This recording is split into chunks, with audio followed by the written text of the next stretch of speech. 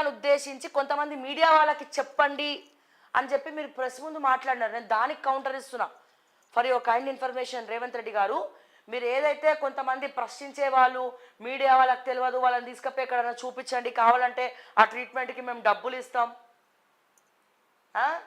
దసరాకి సంక్రాంతికి ఇనాములు ఇచ్చుడే మీ కాంగ్రెస్ పార్టీకి శాత కాదు. బీట్ రిపోర్టర్లని ఎట్లా చూసుకోవాలో శాత కాదు. ఎవడెవడికి ఏమేమి ఇవ్వాలో కూడా మీకు తెలియదు.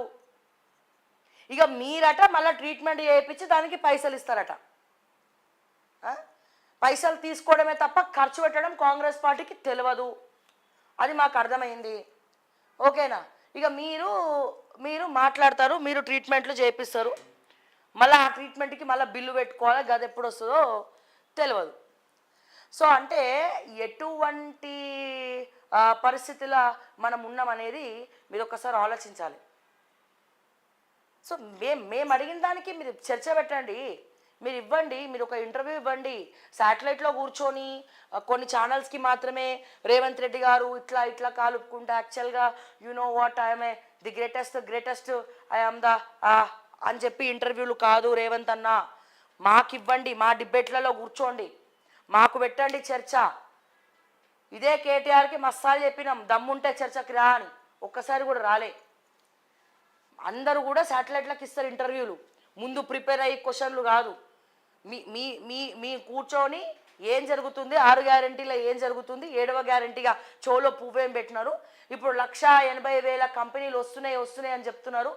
ఈ ప్రశ్న అడిగినందుకు మీరు ఏదో ప్రెస్ మీట్ పెట్టడము, దాంట్లో స్పెసిఫికల్గా మీరు ప్రతిపక్ష నాయకులను తిట్టకుండా మీడియాలో కొంతమంది పిచ్చిగా వాగుతున్నారు అని చెప్పి మాట్లాడుతున్నారు అని చెప్పి మీరు మాట్లాడినటువంటి మాటలు ఏవైతే ఉన్నాయో, సో దానికి నేను అడుగుతున్నా, బహిరంగ చర్చకు సిద్ధమా, డిబేట్కు సిద్ధమా, లేకపోతే మీరేవైతే ఇప్పుడు 3 నెలల నుంచి మీరు జీతాలు ఇచ్చి మరి టీంని పెట్టుకుర్రు, 300 మందినో 100 మందినో ప్రత్యేకంగా రేవంత్ రెడ్డి సోషల్ మీడియా ఒక మంచి పెద్ద ఆఫీస్ పెట్టుకొని పనిచేస్తుంది.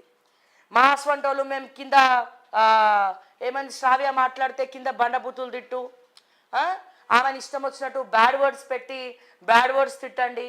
ఆడపిల్ల నువ్వు చూసుకుంటున్నావా, నేను ఆడపిల్ల ఉమెన్ కార్డ్ ఎక్కడ యూజ్ చేసుకోలే, నేను ఆడపిల్ల అని నేను అనుకోను. ఓకేనా? మీరు కూడా అనుకోకండి. ఉమెన్ కార్డ్ అని చూపించి జాలి చూపించడాలు, జాలి దయా కరుణ ఇవన్నీ నాకు అక్కర్లే. నేను స్వయం కృషితో ఇక్కడ దాకా వచ్చిన, సెల్ఫ్ రెస్పెక్ట్ తోటి వచ్చిన ఆత్మాభిమానం గల ఆడబిడ్డను, తెలంగాణ ఆడబిడ్డను. అర్థమైందా? మీ ఉమెన్ కార్డులు మీరు తీసుకొని మడత పెట్టి జేబులో పెట్టుకోండి. ఎందుకంటే women is equal to men, అందరూ సమానమే, ఒకళ్ళు ఎక్కువ కాదు, ఒకళ్ళు తక్కువ కాదు, ఒక మనిషి లెక్క చూడండి చాలు. అర్థమైందా? కొంతమంది మాట్లాడుతున్నారు, ఈమె అమ్మాయి కాబట్టి ఈమె ఎంత మాట్లాడినా ఏం కాదు, ఎవరేం చేయలేరట. సో ఈ ఉమెన్ కార్డ్ అనేది నేను అడ్డు పెట్టుకోలేదు, ఉమెన్ కార్డ్ అడ్డు పెట్టుకొని పైకి రాలేదు. కేవలం ప్రజల తరపున ప్రశ్నిస్తున్నందుకే ప్రజలు ఇప్పుడు ఈ పొజిషన్లో నించోబెట్టారు.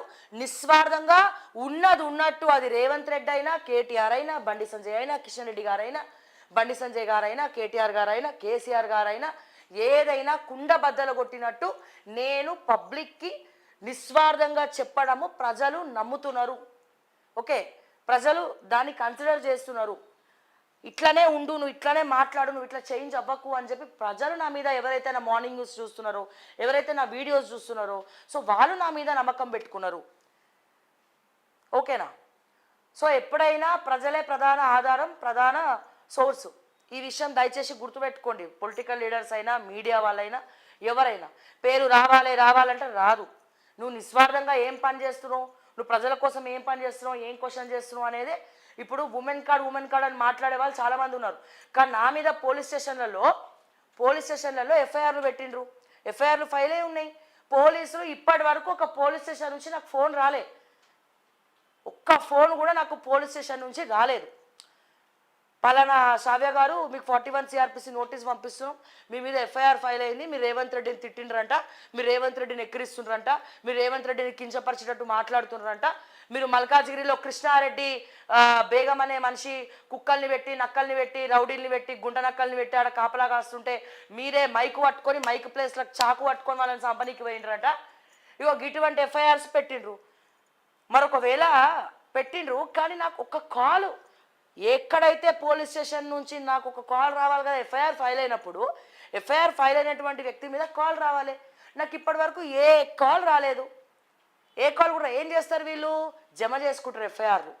జమ చేసుకొని మాకే తెలియదు అనుకొని ఎఫ్ఐఆర్లు అన్నీ జమ చేసుకొని ఒక 10 ఎఫ్ఐఆర్లు అయిన తర్వాత ఇక లిఫ్ట్ చేసి తీసుకపోతారు. ఏమవుతుంది తీసుకపోతే ఏమవుతుంది, నన్ను గనక అనవసరంగా నన్ను గనక గెలికిండ్రు అనుకో, నేను గనక పట్టుబట్టి నన్ను రెచ్చగొడితే నేను అనవసరంగా పార్టీ పెట్టి చూపిస్తా. పైసలు ₹1 లేకపోయినా పర్లేదు నాకు. అర్థమైందా? నన్ను అనవసరంగా రెచ్చగొట్టకండి. ఓకే, నేను బరాబర్ ఉన్నది ఉన్నట్టు మాట్లాడతా, గుర్తుపెట్టుకోండి.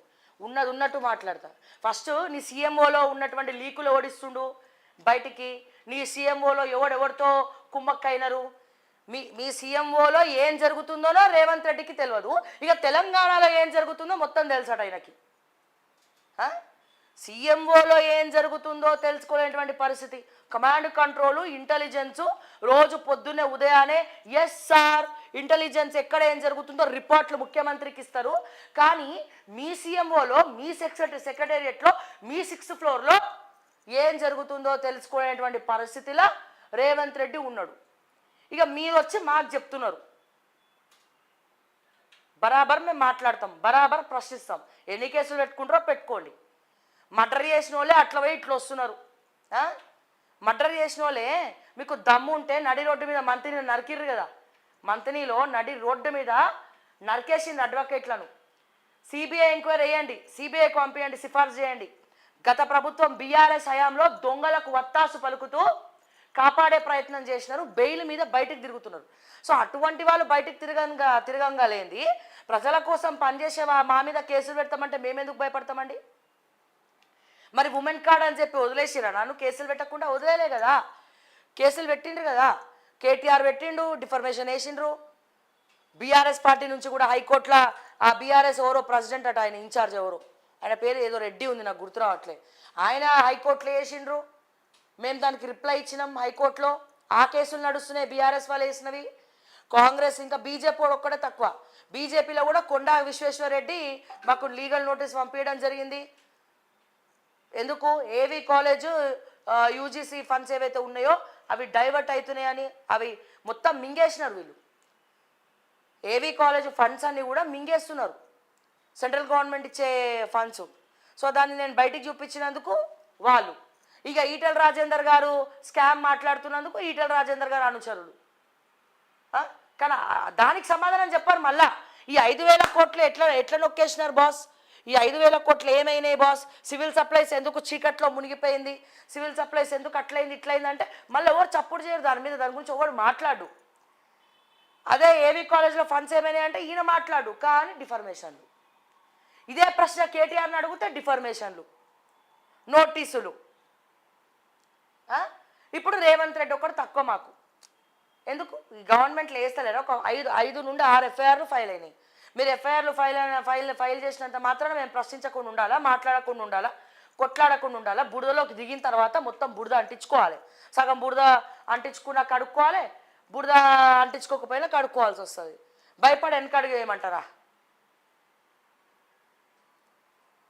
సో నేను చెప్తున్నా, ముందు నీ గవర్నమెంట్లో మీ మీడియా వాళ్ళని ప్రశ్నించే వాళ్ళని అడగడం కాదు, గొట్టంగాలని మాటికి మాట్లాడడం కాదు. ఈ గొట్టంగా లేకపోతే ఈ గొట్టం అసలు ఇక మేము కూడా ఇంకో లాంగ్వేజ్ మాట్లాడాల్సి వస్తుంది, కానీ మేము మాట్లాడం. ఓకేనా? అసలు కులగణన ఎందుకు సరిగ్గా జరగట్లే? కులగణన కేవలం ఓట్ల కోసం కులగణన చేస్తున్నారు కదా. కులగణన అనేది ఎందుకు అవుతుందా? 100% అయ్యిందని చెప్పి నా తెలంగాణ ప్రజల్ని చెప్పమనండి, నా ముక్కు నేలకు రాస్తాను, క్షమాపణలు చెప్తా నేను. చెప్పమనండి, కులగణన మా అందరింటికి వచ్చింది, 4 కోట్ల జనాభాకు కులగణన అయ్యింది. చెప్పమనండి, కులగణన అయ్యింది 4 కోట్ల జనాభాకు, మేము ఒప్పుకుంటాం. ఎస్, కులగణన అయ్యింది, 4 కోట్ల మందికి అయ్యిందని చెప్పి మేము ఒప్పుకుంటాం.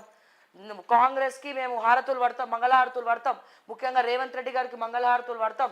రోజు రేవంత్ అని పూజ చేస్తాం. మణిహారాలు, వజ్ర వైడూర్యాలు అప్పసొప్పో చేసో ఇంకో ట్యాక్స్ కట్టో తీసుకొచ్చి రేవంత్ మెడలో వేస్తాం. మీరు ఏం చేయమంటే గజేనికి మేము రెడీగా ఉన్నాం. కానీ 4 కోట్ల మంది జనాభాకు తెలంగాణలో ఉన్నటువంటి ప్రతి ఒక్కరికి కులగణన జరిగిందా? గుండెల మీద చేసుకొని కాంగ్రెస్ నాయకులు, రేవంత్, కాంగ్రెస్ అందరు కూడా చెప్పాలి. సుద్దప్పు సమాధానం మాట్లాడే శ్రీధర్ బాబు గారు కూడా చెప్పాలి, కులగణన అనేది అయ్యిందా? దానికి సమాధానాలు ఎవ్వరు చెప్పాడు. ఇక ఒక్కటంటే ఇంకోటి ఇక పిచ్చోడి చేతిలో రాయి పెట్టినట్టు మాట్లాడతారు. ఎవరెవరు ట్రీట్మెంట్ చేయించుకోవాలి? ముందు నీ సీఎంఓలకి వెళ్ళి లీక్స్ ఎట్లా పోతున్నాయి, ఎవరోడు ఎట్లా తాగి తందనాలాడి ఎవరెవరు ఎట్లా సమాధానాలు చెప్పి ఎట్లా లీకులు ఇస్తున్నారు? నువ్వు 300 మందిని కాదు 200 మందిని టీం పెట్టుకున్నా ఇక్కడ కరెక్ట్ లేనప్పుడు నువ్వు ఏం చేయలేరు. రేవంత్ రెడ్డి గారు ఏం చేయగలుగుతారు? ఏం చేయలేరు. నిజాన్ని ఎవ్వరు కూడా ఆపలేడు. నిజం నిప్పు లాంటిది, అది ఎవరు కూడా ఆపలేరు. అట్లా అని నన్ను ఇంకా రెచ్చగొడుతున్నారు.